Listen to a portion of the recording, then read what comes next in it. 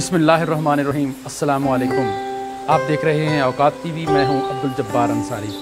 ख़वातीन हज़रात, आपने देखा होगा कि जब इंजेक्शन लगता है तो बड़े तो मुंह बनाते ही बनाते हैं, तो उसमें बच्चे जो हैं वो रोना भी शुरू कर देते हैं। जो थोड़े से बड़े होते हैं वो इंजेक्शन लगवाने से हत्तुल इम्कान गुरेज करते हैं कि ना लगाया जाए। इसी तरह एक बच्चे की वीडियो मैं आपको दिखाने जा रहा हूँ, जिसमें उस बच्चे को बड़ा मुश्किल से कायल किया गया कि आपने जब इंजेक्शन लगेगा तो आपने जिक्र करना है, आपने कलमा पढ़ना है, कुछ भी नहीं होगा।